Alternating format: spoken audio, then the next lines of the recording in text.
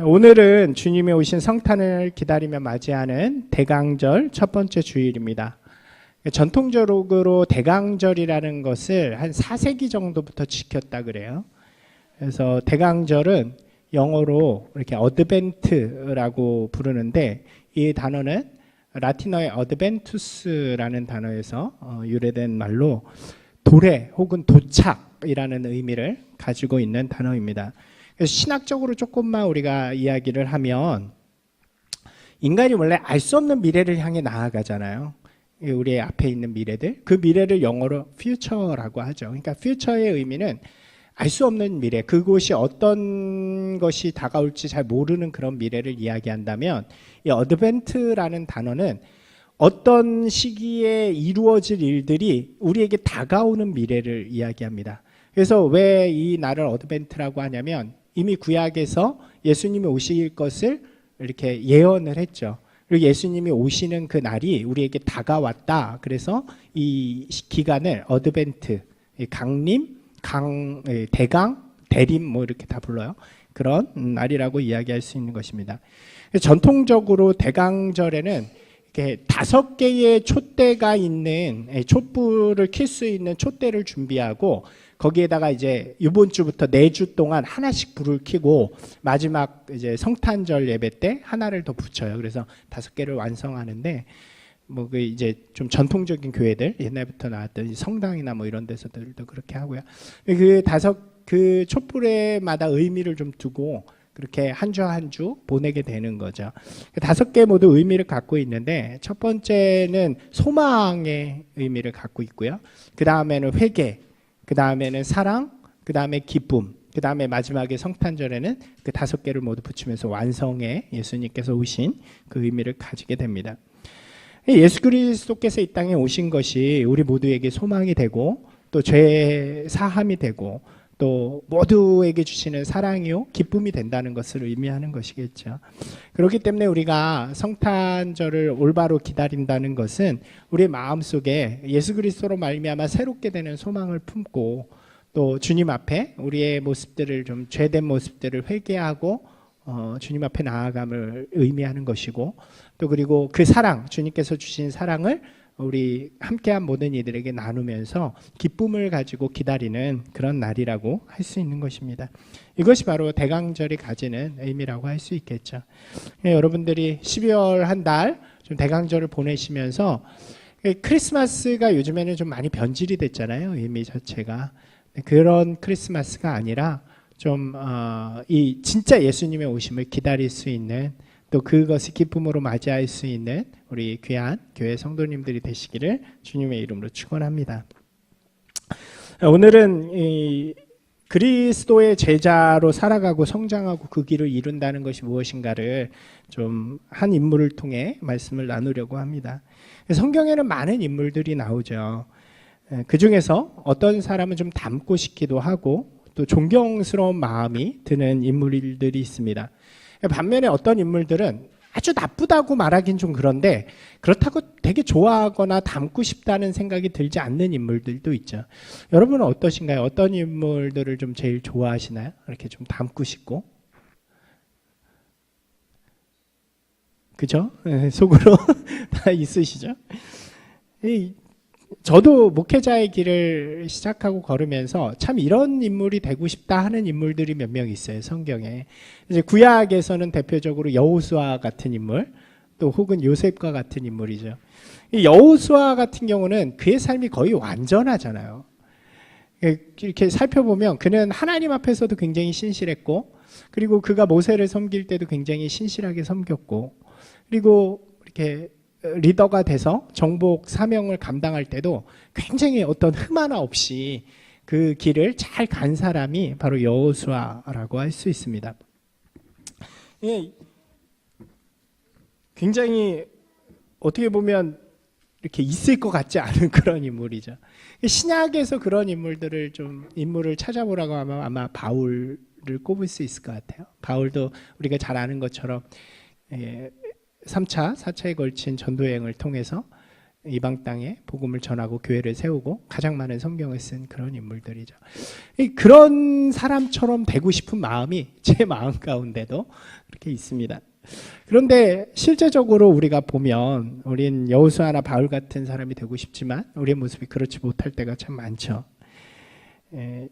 그래서 주님 앞에 부끄럽기도 하고 죄송스럽기도 한 마음으로 살아갈 때가 있는 것이 우리의 모습인 것 같습니다. 우리 연약하고 부족하죠. 완벽할 수 없는 것 같습니다. 그러다 보니까 닮고 싶지는 않지만 왠지 연민이 가는 그런 캐릭터들이 있잖아요. 우리가 우리네 모습 같은 그런 캐릭터들이 있습니다. 우리가 영화나 드라마를 보더라도 어떤 완벽한 모습을 가진 사람보다는 좀 뭔가 비고 뭔가 이렇게 하지만 그 사람이 그 약점들을 극복해 가면서 이렇게 성장하는 그런 걸 보면서 우리가 감동을 받기도 하고 또 좋아하기도 하는 것처럼 우리가 성경을 볼 때도 그런 마음들이 있는 거죠. 오늘 우리가 함께 읽은 본문의 주인공이 바로 베드로라는 인물이죠. 베드로의 모습도 그런 것 같아요. 베드로는 완벽하거나 그 당시에 하이 클래스라고 불리는 그렇게 할 수 있는 사람들과는 거리가 먼 그런 사람이었습니다. 우리가 잘 아는 것처럼 그는 어부였고 또 갈릴리 사람이었고 비주류에 속하는 그런 사람이었죠. 그리고 많은 허점과 부족함을 가지고 있는 그런 사람이었습니다. 근데 그런 그가 결국 예수 그리스도의 제자로 끝까지 살아가게 되고 또 초대교회였던 예루살렘 교회의 수장으로서 또 그리고 말년에는 선교를 담당하는 선교사로서 그렇게 끝까지 살아갈 수 있었던 것을 보면서 우리도 함께 도전을 받게 되는 것 같습니다. 오늘 우리가 베드로라는 인물을 통해서 우리 자신이 그리스도의 제자로 살아간다는 것이 무엇인가 또 어떻게 살아가는 것인가를 좀 함께 나누고 결단하기를 소망합니다. 가장 먼저 베드로를 이야기하면 부르심이죠. 베드로가 예수님을 만나게 되는 것으로부터 예수님과 베드로의 이야기는 시작이 되어집니다. 베드로는 갈릴리에 살고 있는 어부였고 또 청년이었죠. 아마 예수님보다 조금 어리거나 어떤 이야기에서는 조금 많을 수도 있다 뭐 이렇게 이야기하는데 한 그 정도 됐던 것 같아요. 20, 30대의 청년이었죠. 당시 갈릴리는 예루살렘에 비해서 소외되고 좀 낙후된 그런 지역이었습니다. 그러다 보니까 그곳에 어떤 그 무리들이 모이냐면 좀 반란을 꿈꾸는 이런 사람들 그리고 사회에 반항하는 이런 사람들이 좀 많이 모였다 그래요. 그러다 보니까 세례 요한과 같은 선지자를 따르는 청년들이 많고 그 당시에 청년들이 좀 뭔가 이렇게 이 세상 지금 이 시대를 좀 극복해 보고자 하는 그런 마음들이 있는 그런 청년들이 있었고 또 그것에 순응하면서 이 시대가 그래 그러면서 그렇게 살아가는 그런 모습으로 이렇게 비춰지는 경우들이 많이 있었죠. 그런 배경 속에서 예수님께서 이제 청년 베드로를 찾아가시는 것입니다. 성경을 보니까요, 예수님이 베드로를 만나는 장면이 두 가지 버전으로 소개가 되어집니다. 하나는 공간복음이라고 이야기하는 마태, 마가, 누가에서의 모습이고 다른 하나는 이제 요한복음에서의 모습인데 마태, 마가, 누가에서는 우리가 잘 아는 말씀인 사람을 낚는 어부가 되게 하리라 라는 말씀을 주제로 소개가 되죠. 하루는 물고기를 잡고 있는데 예수님께서 오셔서 그렇게 말씀하시잖아요. 모든 걸 버려두고 나를 따르라 라고 하시면서 오늘 읽은 이 말씀을 하시죠. 다시 한번 읽어볼까요? 갈릴리 해변에 다니시다가 두 형제 베드로라 하는 시몬과 그의 형제 안드레가 바다에 금을 던지는 것을 보시니 그들은 어부라 말씀하시되 나를 따라오라 내가 너희를 사람을 낚는 어부가 되게 하리라 하시니. 그죠? 예수님께서 따라오라고 말씀하시면서 이제 너를 사람을 낚는 어부가 되게 할 거니까 나를 따르라 하시는 그 말씀에 응답하면서부터 베드로, 안드레, 야고보와 요한까지 예수님을 따르면서 제자의 길이 시작됩니다. 근데 요한복음에서는 조금 다르게 이 상황을 우리에게 설명을 해주죠. 이 요한복음에서는 베드로의 형제 안드레가 세례 요한의 제자인 것으로부터 출발을 합니다. 세례 요한이 예수님을 보고 저 사람이 진짜 메시아라고 이야기를 하죠. 이렇게 세례도 주고. 그러니까 이 안드레와 다른 이름을 알 수 없는 한 제자가 둘이 예수님을 쫓아가는 장면이 소개됩니다. 예수님께로 가서 예수님과 온종일 있으면서 예수님에게 이야기를 듣고 그날 밤에 돌아오게 돼서 이 베드로에게 소개를 하는 거예요. 형님, 제가 메시아를 만났습니다. 라고 이야기를 합니다. 그리고 안드레가 베드로를 데리고 예수님께 가는 장면으로 소개되죠. 그때 예수님께서 이 베드로를 보고 이렇게 말씀하세요. 같이 한번 읽어볼까요? 데리고 예수께로 오니 예수께서 보시고 이르시되 내가 요한의 아들 시몬이니 장차 게바라리라 하시니라. 게바는 번역하면 베드로라 라고 이야기하죠. 이 이야기도 우리가 잘 아는 이야기죠. 이 두 개가 분리돼서 우리에게 좀 소개가 되어집니다. 원래 시몬이어라는 이름을 가졌던 베드로가 예수님을 만나게 되고 그의 이름이 게바, 베드로로 변하게 되었다라고 요한복음은 기록하고 있는 것이죠. 그러니까 어느 것이 정확한 기록인지는 우리는 잘 알 수 없어요. 어떤 상황 속에서 이 두 개가 이어졌는지는 잘 알 수 없죠. 하지만 이 두 가지 이야기가 우리에게 공통점을 준다는 거예요. 공통적으로 시사하는 바가 있다는 거예요. 무엇이냐면 베드로의 삶이 예수 그리스도를 만나고 그의 부르심에 응답하는 그 순간부터 변화되기 시작했다는 거죠. 고기를 낚는 어부에서 사람을 낚는 어부로 그저 세상 속에서 자신의 삶의 자리를 한탄하면서 살아오던 사람에서 이제 세상을 변화시킬 수 있는 꿈을 꾸는 사람으로 변화되기 시작했다는 것을 의미하는 것입니다. 제자로 살아간다는 것은 바로 이 제자로 살아간다는 것의 시작은 바로 예수 그리스도의 부르심에 응답하는 것이라고 이야기할 수 있겠죠. 그 응답은 무엇이냐면 이전에 바라보고 추구하는 것과는 전혀 다른, 전혀 새로운 것을 바라보고 추구하게 되는 것. 내가 이때까지 행하고 바라보고 추구했던 것을 버리고 이제 내가 보여주고 제시하는 것을 통해서 나를 따르라고 말씀하시는 그 말씀에 응답하는 것으로부터 시작된다고 이야기할 수 있는 것입니다. 그렇기 때문에 우리는 이것을 터닝 포인트라고 이야기하는 거죠. 이런 사람들이 있어요. 믿음을 받아들이는 것을 내 삶의 캐비넷에 예수님이라는 하나를 집어넣는 것처럼 여기는 사람들이 있습니다. 이해가 되시나요? 혹시? 무슨 얘기입니까?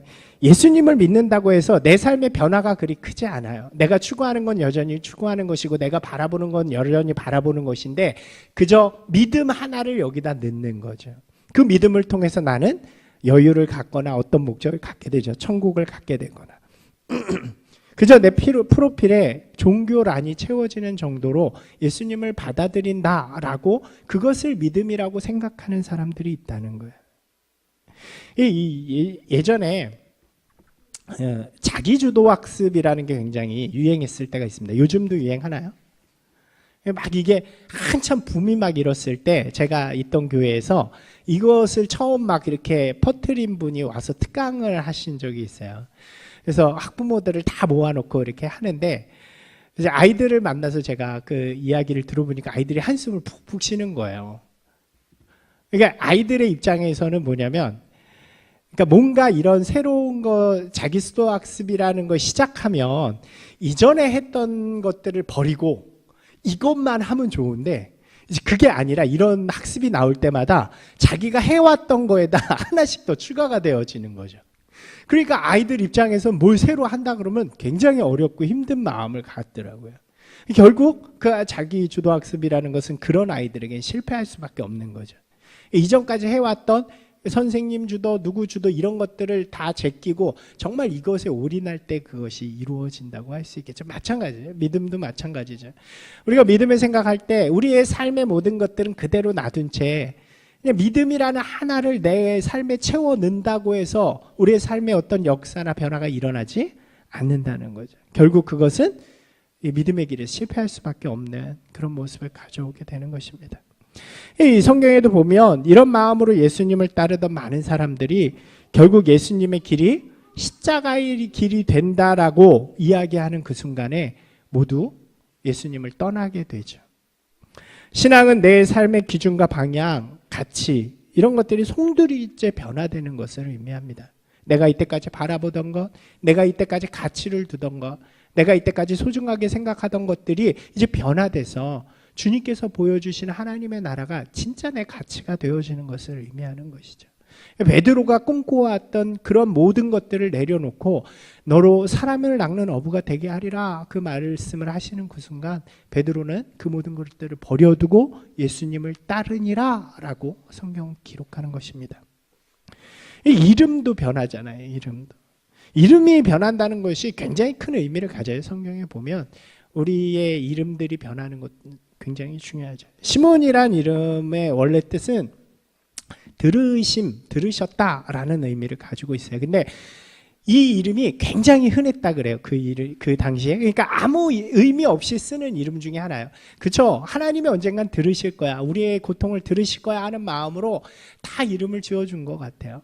그런데 그런 흔한 이름, 의미 없는 이름이 이제 예수 그리스도를 만나고 예수님을 따르기로 결정하는 그 순간 의미 있는 이름으로 변화되기 시작하는 거죠. 그는 게바라는 이름이었어요. 그러니까 이 게바라는 이름은 당시에 많이 쓰던 아람어고요. 그거를 헬라어로 번역한 말이 베드로. 그리고 그 뜻은 반석이라는 의미를 갖고 있습니다. 그때부터 베드로는 예수 그리스도께서 이 땅 가운데 세우실 교회의 반석으로 자라기 시작하는 거죠. 그 삶의 변화가 중요하다는 것입니다. 우리 이름이 변화되는 것이 굉장히 중요한 것 같아요. 그러니까 우리는 이름을 바꿀 수는 없죠. 근데 우리의 이름 앞에 좀 의미를 담는 분들이 되셨으면 좋겠어요. 그냥 이전까지는 내 이름이 양종석이었는데 이제부터는 주님을 따르는 그 순간부터는 하나님의 사람 양종석으로. 이게 제가 이름에 관한 좀 재밌는 일이 있었는데 저희 어머니하고 하루는 차를 타고 이제 목회 이제 신학교를 진학하고 그 이후인데 가는 길이었어요. 그러다 이름에 대한 이야기들이 얼핏 나와서 이제 어머니한테 제가 불평을 한 거죠. 저희는 석자 돌림이거든요. 그러니까 양은 성이고 석은 돌림이니까 의미를 주려면 중간자밖에 못 주잖아요. 큰형은 효를 다하라 그래서 효석이에요. 전 막내인데 엄마 제 이름을 너무 성의 없이 지신 거 아니냐고, 마칠종 이렇게 해가지고 종석으로 진 거 아니냐고. 근데 그나마 저는 다행인 게 저희 둘째 형, 그러니까 중간 형은 이름이 없어요. 그냥 양석이에요. 이름이 없고 양석인데, 그래서 저희 이름이 너무 의미 없는 거 아니냐, 제 이름이. 그렇게 불평 반 농담 반으로 이야기를 한 적이 있거든요. 저희 어머니가 저랑 차를 타고 가시다가 갑자기 무슨 얘기냐, 너의 이름은 진짜 좋은 의미를 갖고 있다 그러시면서, 아마 즉흥적으로 생각해내신 것 같아요. 잘 들어봐라. 너는 하나님의 어린 양이고 하나님의 길을 가는 종이고 하나님의 교회를 세우는 반석이야 라고 이야기해 주시는 거예요. 그때 이 어머니가 참 재치가 넘치시구나 라는 생각을 하면서 제 마음속에 근데 굉장히 큰 울림이 됐어요. 그 이후에. 왜냐하면 내 이름이 그전까지 그냥 내가 생각할 때는 양자의 석자의 꼴찌라 종이 되었는데 그 말을 듣는 순간 저는 정말 하나님의 길을 가는 어린 양이고 또 종이고 반석이 되어지는 거죠. 그거를 붙드는 그 순간 제 삶에 눈이 뜨여진다는 느낌을 받았다는 것입니다. 여러분의 이름도 마찬가지예요.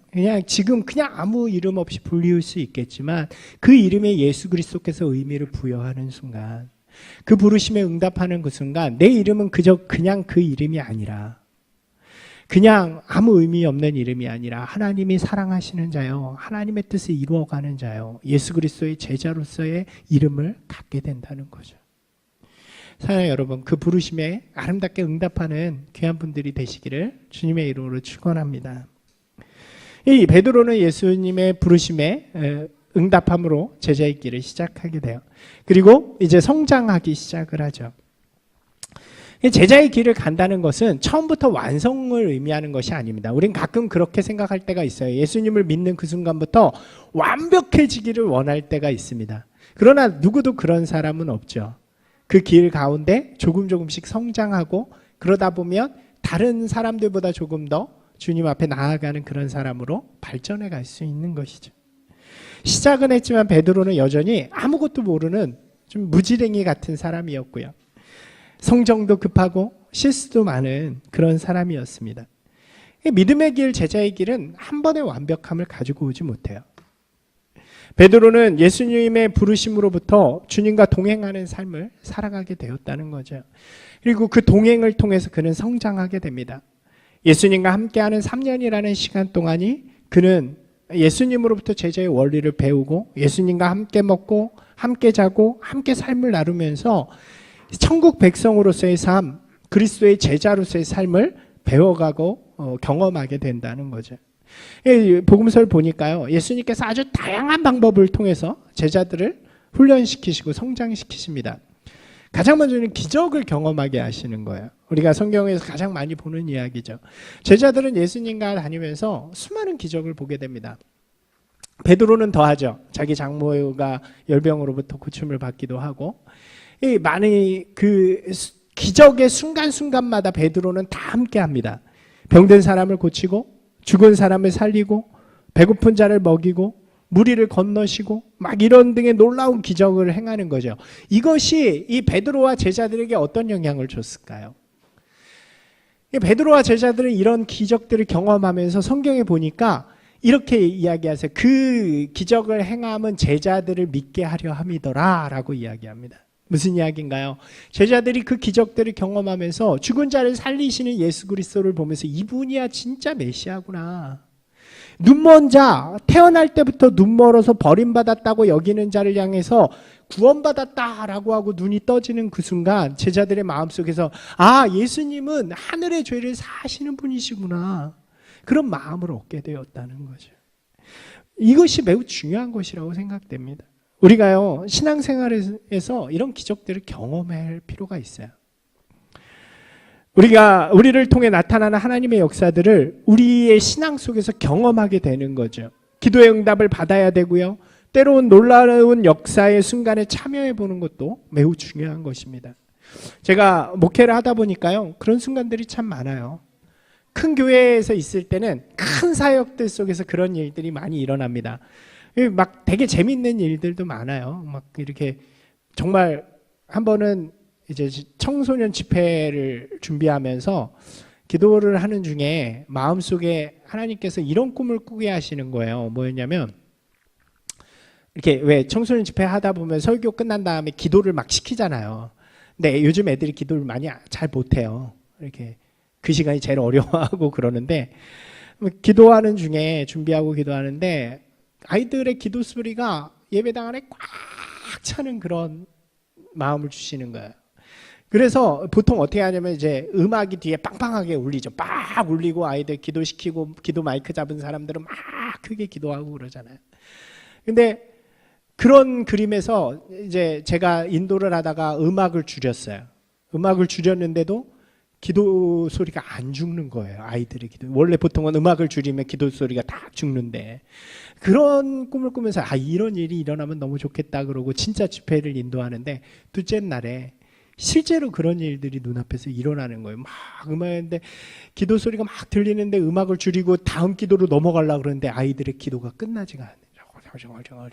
그러다가 어쩔 수 없이 다시 음악을 하고 막 그랬던 기억들. 그 외에도 되게 수많은 기도들이 응답되어지고 기적들이 일어나는 일들이 많죠. 큰 교회는 큰 교회 나름대로, 작은 교회 이제 개척교회를 해보니까 여기에서도 은혜가 너무 많잖아요. 기적이. 그 피아노 산다고 저는 아직도 그날을 잊을 수가 없는데 피아노 산다고 우리 사고 싶다고 뭐 그런 이야기하고 재정 때문에 어떻게 할까 고민하는데 그 다음 주에 헌금이 딱 들어와 있을 때 하나님이 함께 해주시는 놀라운 역사들을 경험하게 되는 거죠. 그때마다 느끼는 마음이 뭘까요? 아, 하나님은 살아계시는구나. 한번 같이 해볼까요? 하나님은 살아계시는구나. 그런 기적들을 경험함을 통해서 우리는 하나님의 손길, 하나님의 기적을 경험하고 살아계신다는 것을 느끼면서 성장하게 되어지는 거죠. 우리가 중요한 것은 그래서 기도하는 사람들이 되어야 된다는 거예요. 우리 기도가 있어야 그 기도가 응답되는 기적을 경험하게 되는 거죠. 아멘이신가요? 여러분, 사소한 것이라도 우리 또 어린아이들은 어렸을 때부터 사소한 것이라도 기도하는 연습을 하세요. 그리고 그것이 이루어졌을 때 하나님 앞에 감사하면 그 감사가 하나님의 나라를 움직이는 귀한 능력이 되는 줄로 믿습니다. 기적을 경험하는 거예요. 이 기적을 경험하는데 중요한 것은 그 기적에서만 멈추지 않았다는 거예요. 예수님은 항상 그것보다 더 중요한 것은 무엇이냐면 어떤 일들이 일어났을 때 그것을 가지고 예수님께서 말씀으로 해석해 주셨어요. 이게 굉장히 중요한 거죠. 이것이 삶을 해석해 주시는 주님의 말씀을 우리가 이야기할 수 있을 것 같아요. 이것이 제자로서 성장하는데 굉장히 중요한 요소가 됩니다. 삶 속에서 말씀을 통해 그리스도인이 살아가는 원리들을 가르쳐 주시는 거예요. 이게 되게 예수님 복음서를 읽으면서 느끼는 것은 예수님이 딱딱하신 분이 아니라는 거예요. 그러니까 글이 좀 딱딱하게 쓰여진 글이고 옛날 버전이니까 그런데 실제적으로 예수님이 이렇게 놓고 막 설교하듯이 이건 이래야 돼, 저건 저래야 돼, 막 이렇게 하시지 않고요. 어떤 일들이 일어나거나 기적들이 일어나거나 혹은 비유나 이런 것들을 통해서 예수님이 그 상황에 맞게 이때는 이렇고 저때는 저렇다는 말씀들을 잘 해주셨다는 거죠. 참 그게 좋은 것 같아요. 우리 가끔가다 그럴 때 있잖아요. 말씀과 삶이 좀 동떨어져 있게 느낄 때. 내가 살아가는 삶의 현장에서는 전혀 이렇지 않은데 막 그렇게 느낄 때가 있죠. 그런데 주님의 말씀은 그 삶의 현장에서 역사하는 거라는 거예요. 아멘이신가요? 이 3년이라는 시간 동안 계속해서 이 예수님께서는 그 삶의 자리에서 말씀을 계속 해석해 주세요. 제자로 살아간다는 것은 이런 것이 있어야 되는 것 같아요. 말씀과 동떨어지게 사는 것이 아니라 우리의 삶의 자리에서 우리가 배우고 익히고 들은 말씀들을 해보는 거죠. 그 말씀대로 살아가려고 노력해 보는 거죠. 그렇게 배우고 익혀가는 거죠. 그러기 위해서 우리의 삶에서 말씀과 가까이 하는 훈련들이 너무나도 필요한 거죠. 이거는 100번을 강조해도 부족함이 없는 것입니다. 베드로를 보니까요, 열정이 있었던 것 같아요. 예수님한테 제일 자주 묻는 사람이 베드로였고요. 예수님의 물음에 제일 많이 대답한 사람도 베드로예요. 그러다 보니까 어떻게 돼요? 자주 혼나요.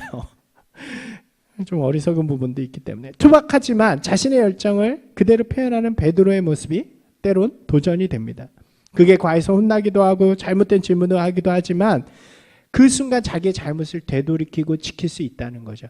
여러분 무엇을 의미합니까? 우리가요 좀 투박하고 몰라도 좀 주님 앞에 이렇게 나갈 필요가 있다는 거예요. 세상 가운데서도 우리의 삶 속에서도 말씀에 좀 이렇게 투박하지만 좀 부딪혀보는, 그리고 실수해도 다시 돌이켜봐서 주일날 교회 와서 또 예배 드리고 회복해서 나아가는 그런 시간들이 있을 때, 그런 열정들이 있을 때 우리의 삶에 제자로서의 성장이 있다는 거죠. 예수님께서 기적에 참여시키고 말씀을 통해 훈련을 받습니다. 그리고 마지막 어떤 방법을 쓰시냐면 실습을 통해서 제자의 길을 완성시켜 나아가세요. 예수님께서는 제자들을 가만히 구경하고 이렇게 보는 사람으로 놔둔 것이 아니라 그들을 가르치신 다음에 반드시 내보내세요.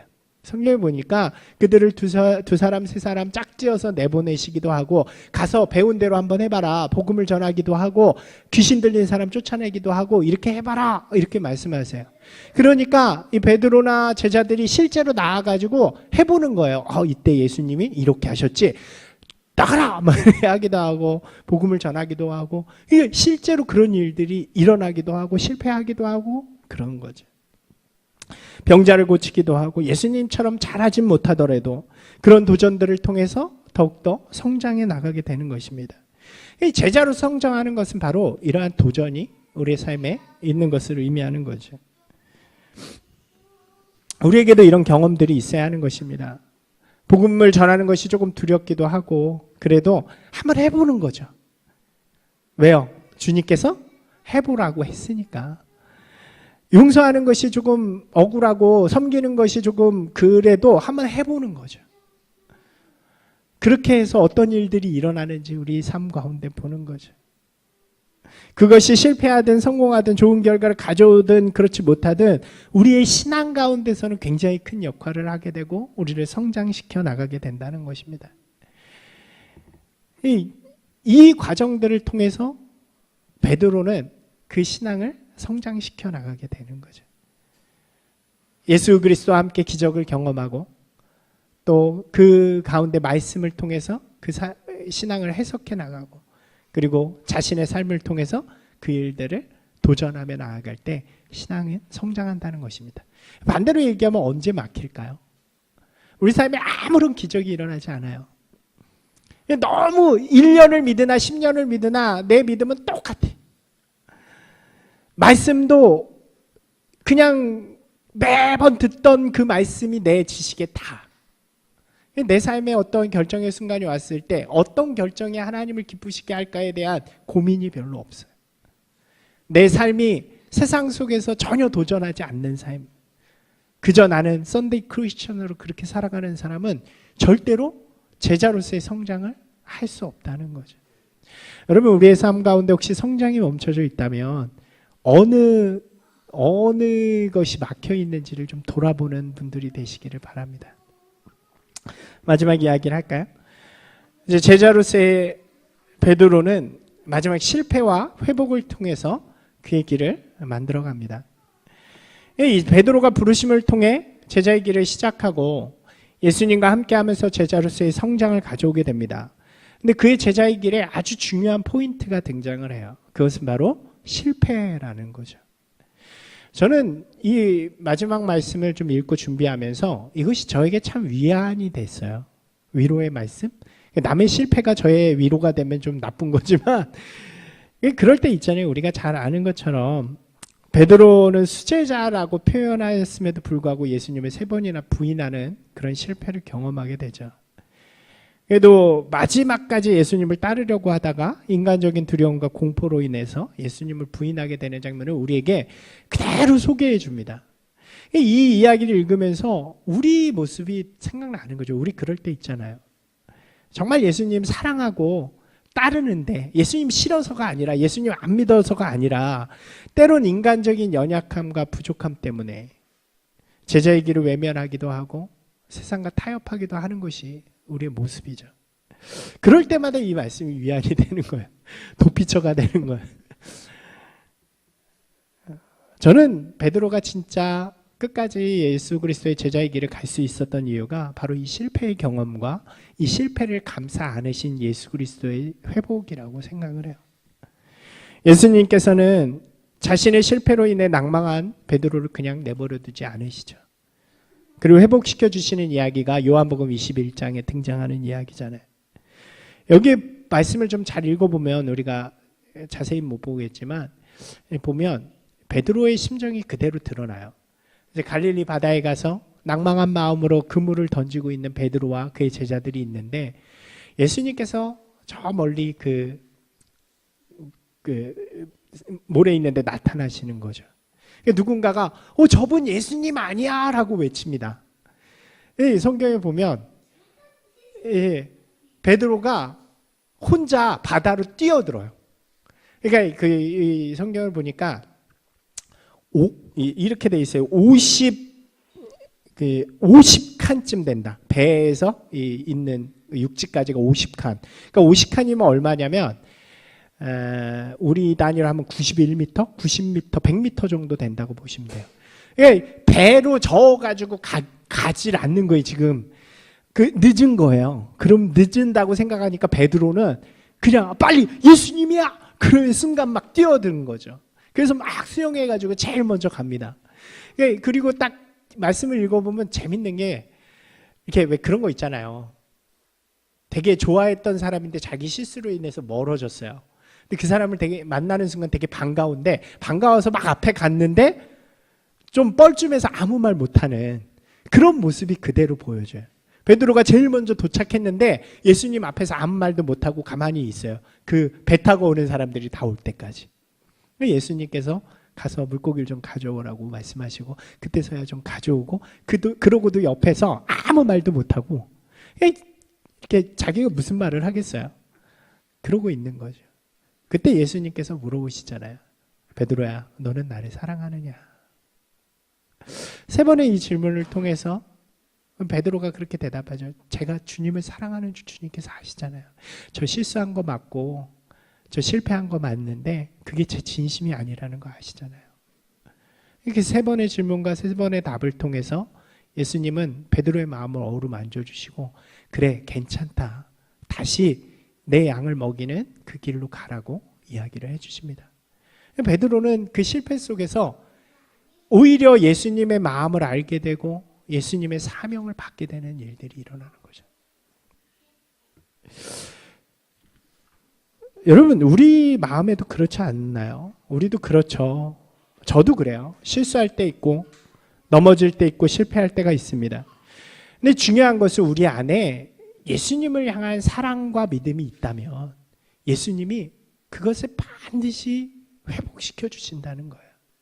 때론 인간적인 연약함으로 인해서 상황으로 인해서 낭망해져 있어도 우리가 예수님을 사랑하는 마음으로 주님 앞에 서 있을 때 주님께서 우리를 회복시켜 주시고 다시 우리에게 그 길을 갈 수 있는 말씀과 사명을 허락하여 주신다는 거죠. 제자의 길은 실패로 끝나지 않습니다. 그 실패 속에서 주님을 붙들 때 반드시 주 안에서 회복이 일어나고 그것은 다시 새로운 역사가 되어서 우리를 끝까지 이끄는 힘이 되어주는 것입니다. 사랑하는 여러분, 낭망하지 않는 분들이 되시기 바랍니다. 좌절하지 않는 분들이 되시기 바랍니다. 오늘도 우리를 찾아오셔서 주님 앞에 이렇게 다시 회복되어지는 그런 분들이 되시기를 바랍니다. 그럴 수 있어요. 한번 따라서 하실까요? 그럴 수 있다. 그럴 수 있다. 다시 서는 게 중요해요. 다시 서는 회복. 그렇잖아요. 자꾸 망가져도 다시 회복이 되면 더 강해져요. 우리의 모습도 그런 거죠. 말씀 좀 정리하겠습니다. 베드로는요, 주님의 부르심을 통해서 그 응답을 통해서 제자로의 길을 시작합니다. 전혀 다른 그 길을 시작하게 되고요. 또 예수님과 함께 기적을 경험하고 말씀을 듣고 또 기적의 동참함을 통해서 성장하기 시작하고요. 그리고 실패하였음에도 불구하고 회복시켜 주시는 그 주님의 은혜로 말미암아 회복으로 말미암아 사명을 붙들고 끝까지 가는 사람이 됩니다. 사랑하는 여러분, 어디쯤 계시나요? 베드로의 모습 속에서 여러분들은 어디쯤 계시나 한번 돌아봤으면 좋겠어요. 혹시 그 길에서 내가 멈춰져 있다면, 그리고 좀 낭망해 있다면 오늘 베드로의 말씀을 보면서 좀 주님 앞에 다시 나아가서 우리의 삶이 아직 많이 남고 주님의 나라가 아직 많이 남았잖아요. 그 길 속에서 끝까지 멈춤 없이 쉼 없이 그렇게 그리스도의 제자의 길을 가는 저와 여러분이 되기를 주님의 이름으로 축원합니다. 아름답게 성장하시고 또 아름답게 응답하시고 아름답게 동행하고 아름답게 회복되어지는 귀한 분들이 되시기를 다시 한번 주님의 이름으로 축원합니다.